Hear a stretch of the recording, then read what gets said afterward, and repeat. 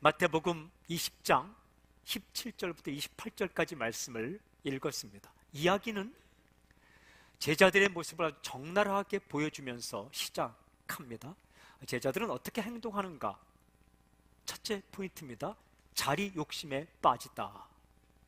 이거 참 위험한 겁니다. 제자들이 자리 욕심에 빠졌습니다. 마태는 자신을 포함한 제자들이 높은 자리에 앉고 싶은 그 욕망, 욕심에 빠진 모습을 우리에게 보여줍니다. 예수님께서 예루살렘으로 올라가고 계셨습니다. 제자들과 함께 따라가고 있는 상황이죠. 예루살렘에 가면 도대체 어떤 일이 일어날까? 이렇게 말씀하세요. 17절부터 19절 말씀 한번 보십시오. 예수님께서 예루살렘으로 올라가려 하실 때에 12 제자를 따로 데리시고 길에서 이르시되, 보라, 우리가 예루살렘으로 올라가노니 인자가 대제사장들과 서기관들에게 넘겨짐에 그들이 죽이기로 결의하고 이방인들에게 넘겨주어 그를 조롱하며 채찍질하며 십자가에 못 박게 할 것이나 제3일에 살아나리라. 예수님께서 제자들에게 이 하시는 말씀은, 이 메시지는 엄청난 펀치력을 가지고 있습니다. 예수 사건 가운데 가장 중요한 두 가지 사건을 미리 예고하십니다. 하나는 십자가이고 다른 하나는 부활입니다. 세 번째 예고입니다. 마지막 예고이죠. 죽임을 당할 것이다. 하지만 3일 만에 살아날 것이다. 이 말씀을 들은 제자들은 예수님의 사건의 결말을 어떻게 받아들였을까? 중요한 질문입니다. 우리가 가졌던 선입견을 다 버리고 그냥 원문으로 돌아가서, 성경으로 돌아가서 도대체 예수님의 이 예고를 들은 제자들은 예수님의 사건의 결말을 해피 엔딩으로 받아들였을까? 아니면 새드 엔딩, 슬픈 결말로 받아들였을까? 패배와 실패로 끝나버리는 비극적인 결말로 예수님 사건을 받아들였을까? 아니면 마침내 하나님의 나라가 임하고 마침내 승리하시는 예수님의 결말을 상상했을까? 그들의 생각을 알 수 있는 단서가 바로 이어지는 20절, 21절에 나타나 있습니다. 제가 읽을게요. 그때의 세베대의 아들의 어머니가 그 아들들을 데리고 예수께 와서 절하며 무엇을 구하니 예수께서 이르시되 무엇을 원하느냐 이르되 나의 이 두 아들을 주의 나라에서 하나는 주의 우편에 하나는 주의 좌편에 앉게 명하소서. 세베대의 아들은 예수님의 제자 야고보와 요한입니다. 그의 어머니가 와서 예수님께 부탁하는 말 가운데 중요한 표현이 나옵니다. 주의 나라에서 라는 말입니다. 당신의 나라에서 라는 고백이죠. 무슨 말입니까? 주님의 나라가 임할 것이다 라는 믿음이에요. 고백이에요. 예수님의 사건으로 말미암아, 예루살렘에서 일어나는 사건으로 말미암아 주님의 나라가, 메시아의 나라가 임할 것이다 라고 받아들였습니다. 마태복음에서는 세베대의 아들들의 어머니가 부탁하는 건 나오지만 마가복음을 읽어보면 직접 야고보와 요한이 부탁하는 이야기로 나옵니다. 그러니까 어머니도 똑같은 마음이었고 아들 야고보와 요한도 똑같은 마음이었다라는 거죠. 그래서 마가복음 10장 37절 보면 이런 표현을 씁니다. 여짜오되 주의 영광 중에서 우리를 하나는 주의 우편에 하나는 좌편에 앉게 하여 주옵소서. 굉장히 중요한 표현이 나옵니다. 주의 영광 중에서. 무슨 말입니까? 주님은 영광을 받으실 것이다 라는 고백입니다. 이 세 번째 예고의 예수님의 말씀을 듣고 고난 이야기, 십자가 이야기, 부활 이야기 나오지만 제자들은 예수 사건의 결말을 비극적인 결말로 받아들이지 않았고 그 당시 하나님의 나라가 임하고 영광을 받으시고 주님의 나라가 임하는 그런 승리의 결말로 받아들였습니다. 이전의 예고에서는 근심하기도 했습니다. 우리 주님이 죽으시다니. 또 이전의 예고에서는 베드로가 말리기도 했습니다. 절대로 안 됩니다. 주께서 말씀하셨죠. 사탄아 내 등 뒤로 물러가라 라고 하신 말씀이 마태복음 16장에 기록이 되어 있습니다. 하지만 이제 오늘 읽은 이 세 번째 예고에서는 그런 반응이 없습니다. 근심도 없고 그리고 저항도 없습니다. 그러면서 주의 나라, 주님의 영광이란 말을 쓰고 있는 거죠. 그러니까 이 굉장히 믿음의 고백입니다. 성령 충만한 상태예요. 고난을 받지만, 사실이지만 드디어 메시아의 나라가, 하나님이 꿈꾸시는 나라가, 주님의 나라가 이 땅 가운데 임할 타이밍이 가까이 왔구나. 성령 충만한 상태입니다. 믿음의 상태입니다. 거룩한 상태. 하지만 동시에 제자들이 무슨 생각을 하고 있을까? 그들의 생각을 엿볼 수 있는 단서가 아주 분명하게 기록되어 있습니다. 바로 이 요구입니다. 하나는 주의 우편에, 하나는 주의 좌편에 앉게. 우편, 좌편은 제왕의 자리 양옆에 있는 자리입니다. 그 높은 자리예요. 이렇게 부탁하는 겁니다. 자리 약속을 해 주십시오.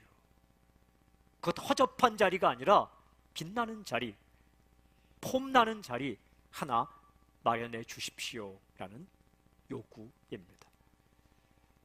참 사람이 희한해요. 그 성령 충만한 믿음의 그 주의 영광을 바라보는 그 동시에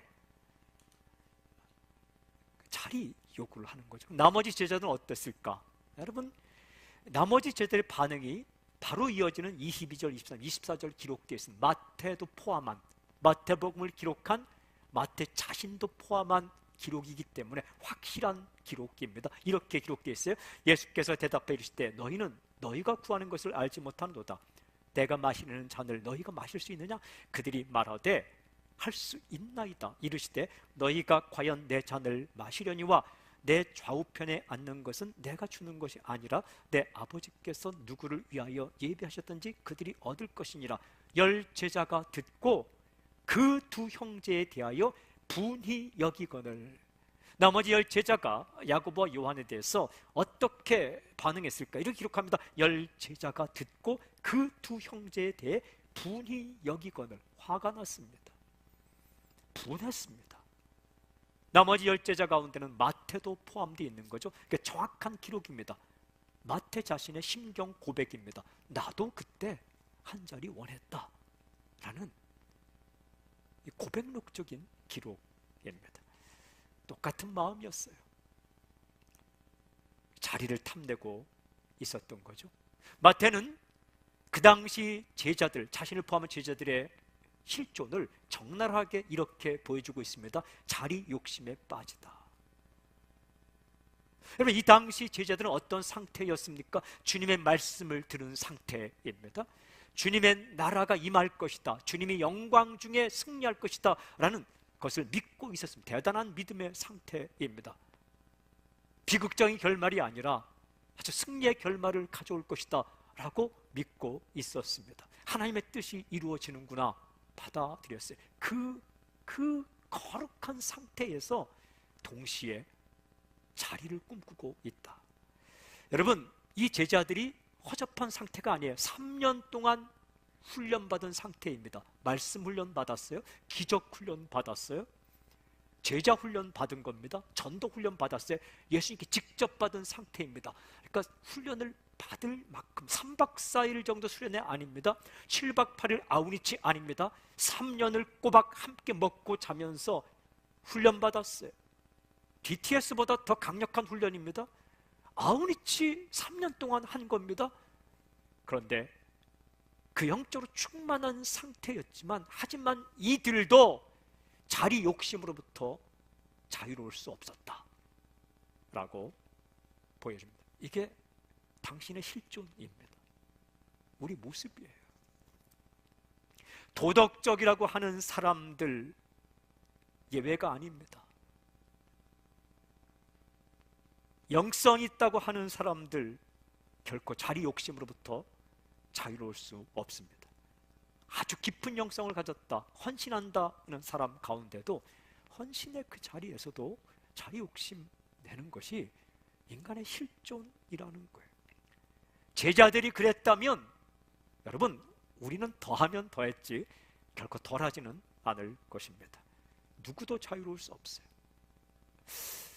어떻게 천사가 사탄이 되었고 귀신이 되었는가? 유다서 1장 6절에는 자기 위치를 지키지 않고 위치를 탐내다가 타락했다라는 거예요.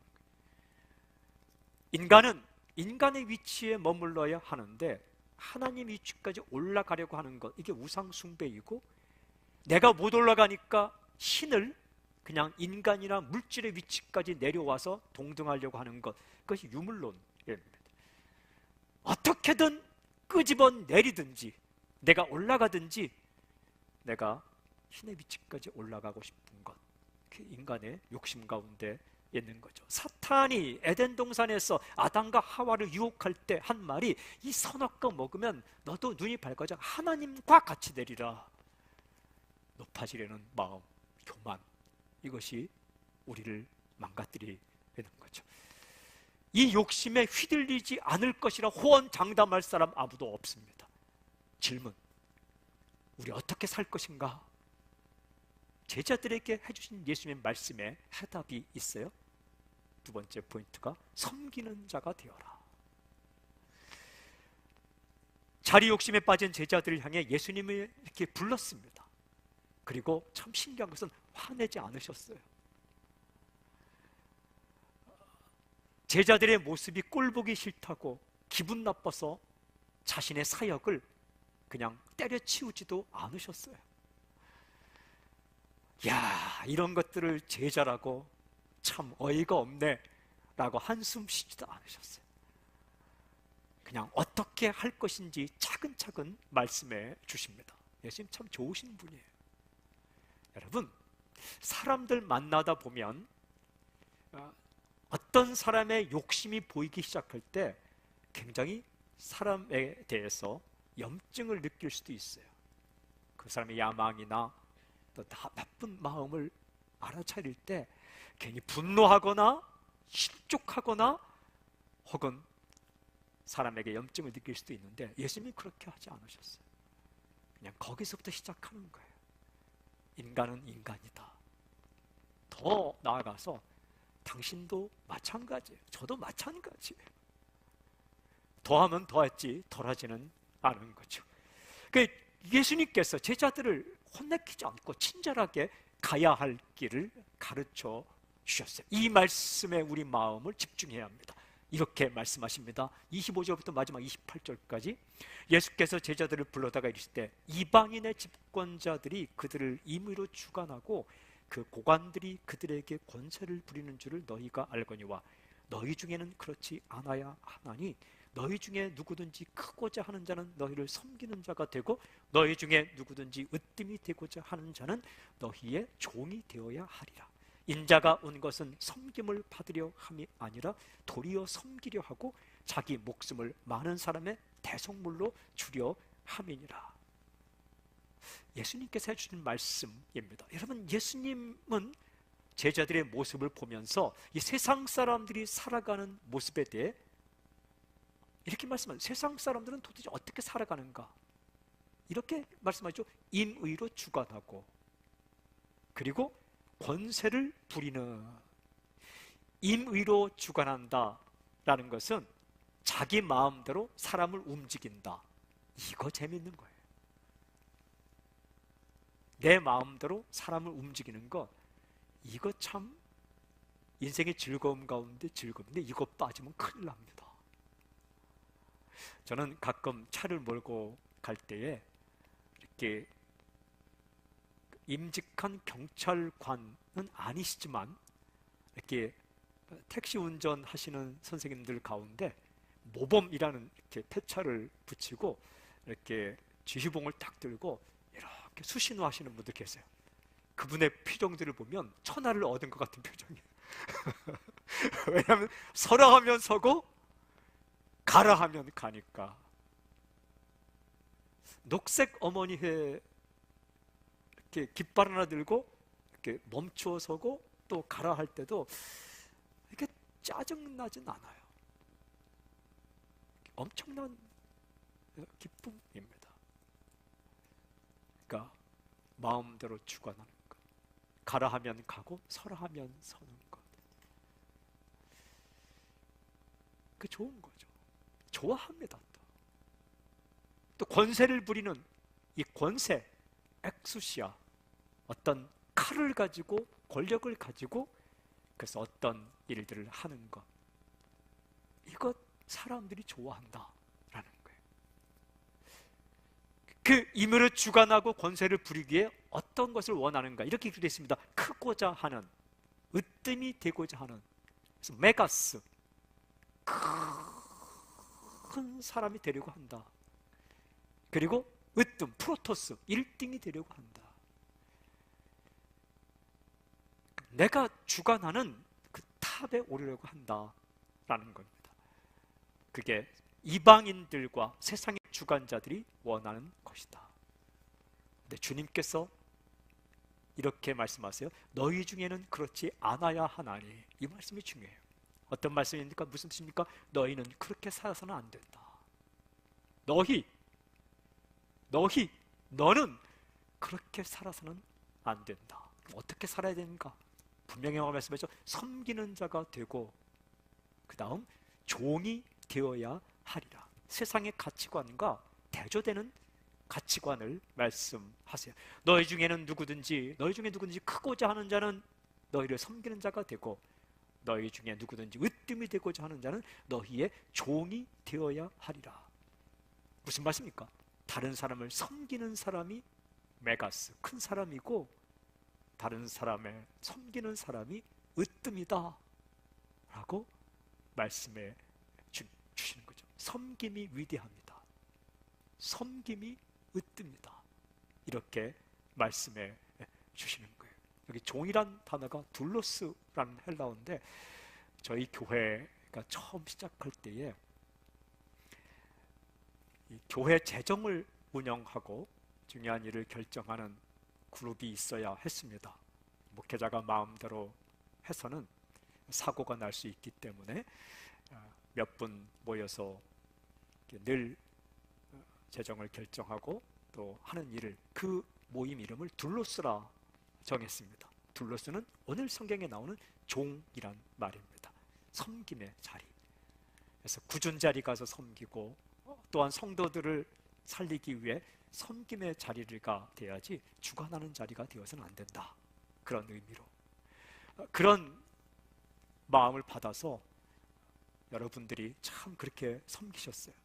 그리고 이제 해체되고 당회, 장로님들과 목회자가 이렇게 그룹이 생겼는데, 저는 감사한 것은 우리 교회 장로님들께서 그 처음의 정신을 잃지 않고 어떻게든 섬김의 자리에 가시려고 애쓰는 모습 보면서, 또한 회의할 때에 주관하고 그런 것이 아니라, 기획의 목적, 그 첫째 목적이 아니라, 마음대로 결정하는 목적이 아니라 어떻게든 성도들이 힘들지 않게끔 하시려고 무던히 애를 쓰는 모습을 보면서 이제 감동을 참 많이 받습니다. 여러분, 세상의 가치관은 으뜸, 권세, 임의대로 주관. 하지만 예수님의 가치관은 섬깁니다. 그러면서 주님께서 가장 중요한 말씀을, 내가 온 목적을 말씀해 주십니다. 이렇게 말씀해요. 인자가 온 것은 섬김을 받으려 함이 아니라 도리어 섬기려 하고 자기 목숨을 많은 사람의 대성물로 주려 함이라. 이렇게 말씀해 주셨어요. 이 말씀을 깊이 묵상해 보면 우리가 갈 수 있는 두 갈래길이 나와요. 하나는 섬김을 받으려 하다, 또 하나는 섬기려 하다. 동일한 어근을 사용하고 있어요. 그런데 굉장히 달라요. 완전히 대조해요. 섬김을 받으려 하다, 다른 하나는 섬기려 하다. 언제나 이 두 마음이 우리의 가운데 있어요. 여러분, 성령 충만한 상태였던, 훈련을 받을 대로 받았던 제자들의 마음 가운데도 섬김을 받으려고 하는 마음과 섬기려는 마음이 동시에 두 마음이 있었던 것처럼, 우리에게도 마찬가지예요. 기도하니까 3박 4일 5박 6일 금식기도 하더라도 그 클라이막스 영적인 상태에서도 섬김을 받는 위치가 되어서 권세를 부리고 임으로 주관하고 집권하려고 하는 그런 마음과 주의 말씀을 따라 섬기려 하는 마음이 동시에 우리 가운데 두 마음이 있다는 겁니다. 그런데 주님은 어떤 길을 가셨는가? 섬김의 길을 가셨습니다. 우리 예수님의 친구로 부름받았어요. 주님의 길을 따라가는 사람입니다. 우리 역시 섬기며 살아라 라고 주께서 말씀하세요. 그냥 묵상해 봤어요. 도대체 섬기는 삶의 구체적인 핵심이 뭘까? 다시 말씀을 보았는데 이 예수님의 말씀과 행동 가운데 해답이 있어요. 바로 이 말씀에 자기 목숨을 많은 사람의 대속물로 주려 함이니라. 여기에 섬김의 핵심 세 가지가 나와요. 첫째는 낮은 데로 가다, 둘째는 자기를 희생하다, 셋째는 살리다 라는 거예요. 여러분, 첫 번째 섬김의 시작은 낮은 데로 가는 것입니다. 내 자리를 박차고 떠나는 게 아니라 내 자리에 있지만 하나님이 세우신 자리예요. 여러분, 당신이 서 있는 자리는 우연이 아니라 액시던트, 우연이 아니라 하나님의 섭리로 말미암아 당신을 그 자리에 세우셨어요. 하지만 그 자리에서 내 태도와 마음을 항상 내 마음이 낮은 데로 가야 돼. 주관하는 곳으로, 임의로 내 마음대로 하는 자리로 가려고 하지 않고 어떻게든 낮은 마음으로 가서 내가 위치할 때 그게 섬김의 시작이에요. 예수님은 하나님이십니다. 인간이 되셨어요. 엄청난 겁니다. 천국에 계셨어요.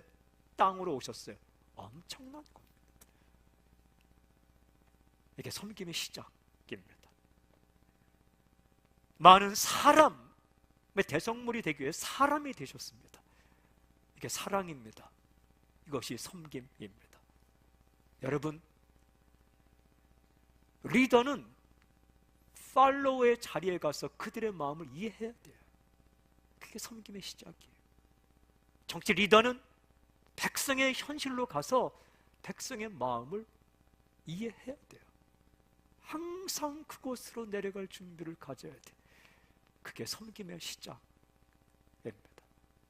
아빠는 자녀들의 그 위치에 가서 그 자리로 내려갈 준비를 해야 돼요. 돈을 버는 자는 돈을 벌지 않는 상태에 있는 가족의 마음을 어떻게든 이해하고자 하는 그 마음을 가질 때에 진짜 섬김이 시작되는 거예요. 교회 학교 교사는 그 아이들이 무슨 생각하고 있는지 그 자리로 가고 싶은 마음이 있어야 돼요. 제가 그래서 고등부 전도사 할 때 고등학교를 다시 한번 일주일 한번 가보고 싶었어요. 도대체 요즘 고등학생들은 학교 쉬는 시간에 뭘 하는지. 우리 때는 뭐 짤짤이다 뭐 이렇게 하는데 요즘 아이들은 뭘 하고 사는지. 그 제가 그들이 보는 책, 그들이 보는 만화를 다 사서 봤습니다. 그리고 이야기를 하고. 다 할 수 없어요. 학생이 와서 저에게 말했어요. 목사님 애쓰시는군요. 아무리 그들이 쓰는 용어를 쓰고 그들이 이해한데도 그들에게 보기엔 애쓰는 거예요. 하지만 그 다음 말, 그래도 그걸 사랑이라 느껴요. 아, 애쓰는 것이 사랑이구나. 그 자리로 내려가서 함께 공감하고 이해하려고 하는 것, 그것이 섬김이에요. 가족 가운데 섬김은 그렇게 시작되는 거예요. 자녀가 엄마의 자리에 가서 이해하려고 하고, 부모가 자녀의 위치, 남편이 아내, 아내의 남편, 목회자는 성도의 자리에 가서 이런 찬양을 선곡하면 불편하지 않을까? 좋아할까? 여러분 눈치챘는지 모르겠지만 저에게 예배 때에 전반부에 3곡 정도를 부르면 그 중에 꼭 한 곡은 찬송가를 부릅니다. 익숙한 멜로디, 하지만 잘 준비해서. 오늘 부른 곡은 예전에 499장 저장 믿고 뒤에 있을, 바뀐 찬송가는 442장 또 한번 부를 거예요. 그리고 최근에 작곡한 곡들도 부릅니다. 7대3입니다.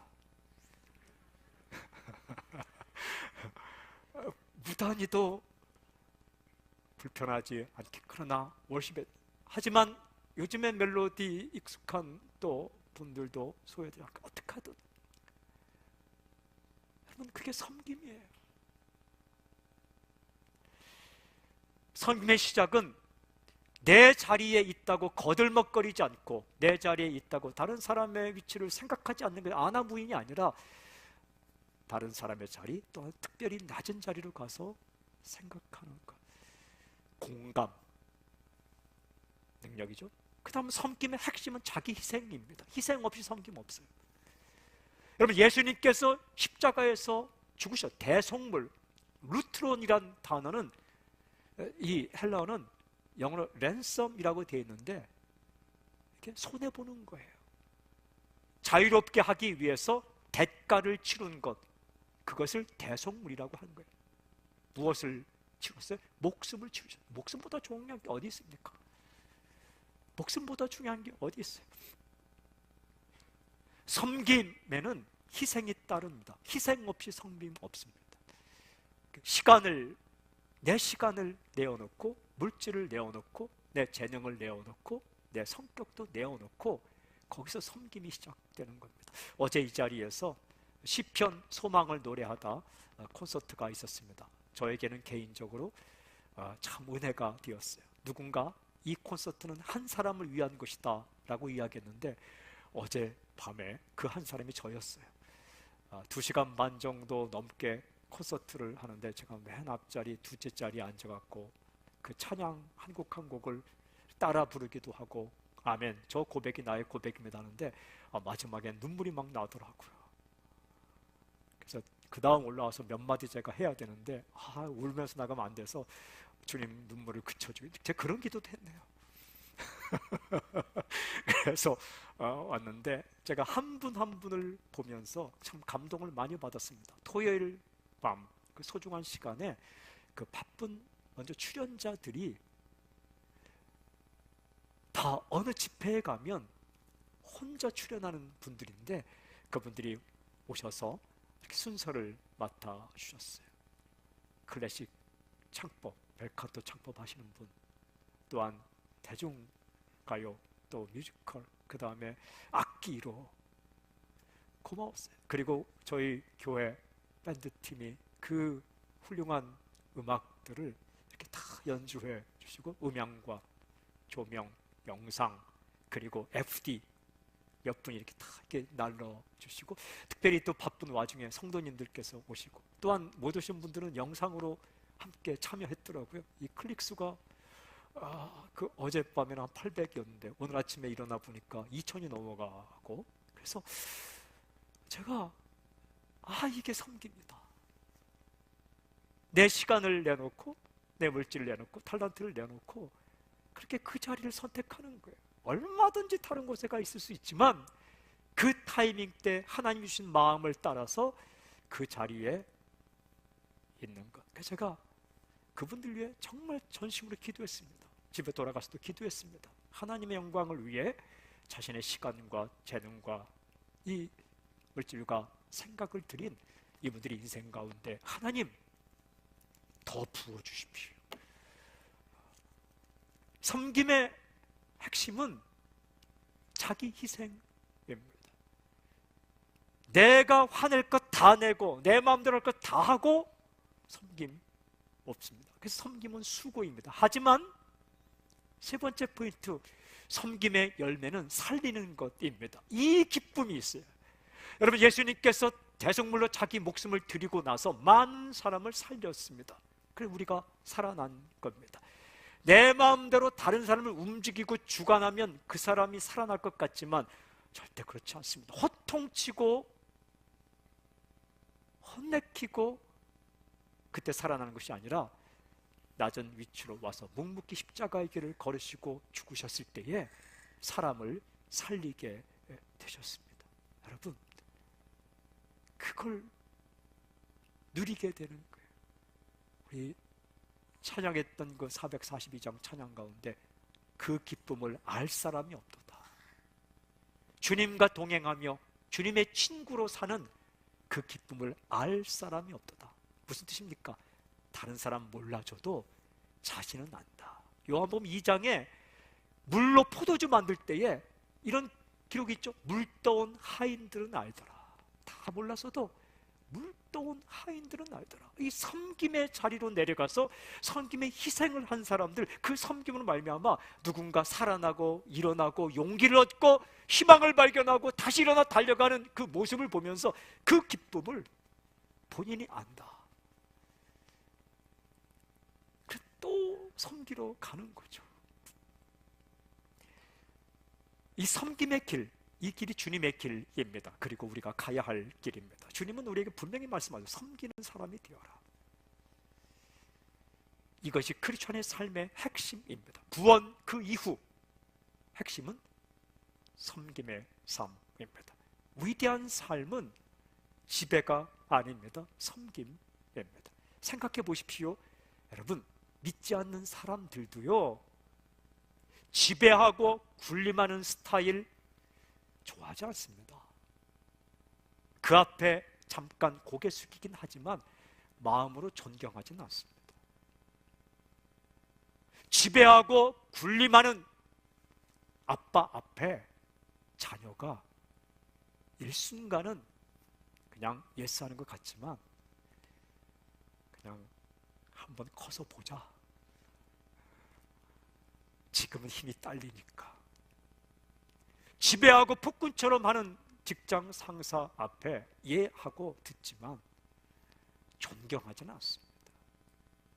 하지만 자신의 그 자리에 있으면서 낮은 자리에 와서 이해해주고 그리고 자기 것을 희생하며 살려주려고 하고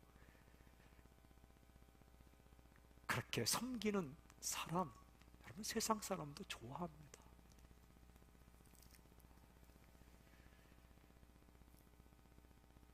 세상 사람은 우리가 예수님 이야기를 하기 때문에 싫어하는 것이 아니라 예수님께서 원하시는 삶을 살지 않기 때문에 실망하는 거예요. 어떤 자리에 있든지 섬기는 사람으로 살아가십시오.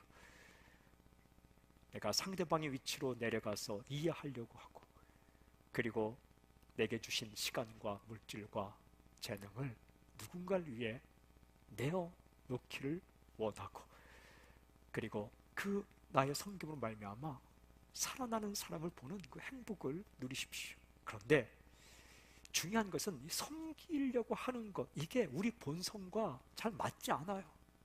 우리 본성은 대접받는 거 좋아해요. 이 섬김의 자리로 가는 것, 이게 본성과 잘 맞지가 않다고요. 그래서 정신 차리지 않으면 금세라도 섬김받는 자리로 가려고 해요. 가정에서도 그렇고 회사 직장에서도 그렇고 우리가 정신 차리지 않으면 나도 모르게 군림하는 자리로 가 있습니다. 인간의 능력으로 불가능합니다. 하나님의 능력으로 가능합니다. 그러니까 성령 충만해야 가능한 삶이에요. 더군다나 위치가 높아질수록 경력이 쌓일수록 세월이 쌓일수록 섬김의 자리로 간다는 것 쉽지 않습니다. 더욱 깨어 있어야 합니다. 정신 차려야 합니다. 그리고 성령 충만해야 합니다. 하나님의 은혜가 필요해요. 하나님의 도우심이 필요해요. 그래서 바쁘게 살다가 이렇게 주의 말씀 앞에 서서 다시 한번 주의 음성을 들어야 살 수가 있습니다. 어떤 자리가 인생을 아름답게 만들지 않습니다. 태도가 인생을 아름답게 만듭니다. 여러분, 한 사람의 인생을 규정하는 것은 그가 있었던 타이틀이나 자리가 아닙니다. 그 사람의 태도입니다. 삶의 스토리입니다. 우리 주님의 친구로 부름받았습니다. 주님의 삶을 따라가고 그리고 주님과 함께 동행하는 사람들이 이해하지 못하지만 당신에게 주어지는 그 기쁨과 즐거움을 맛보며 살아가는 당신이 될 수 있길 바랍니다. 섬기러 오셨고 섬김의 길을 가셨고 우리에게 섬김의 능력을 주시는 우리 예수님을 찬양합니다. 할렐루야. 주를 높여드립니다. 주님을 경배합니다. 할렐루야. 아멘.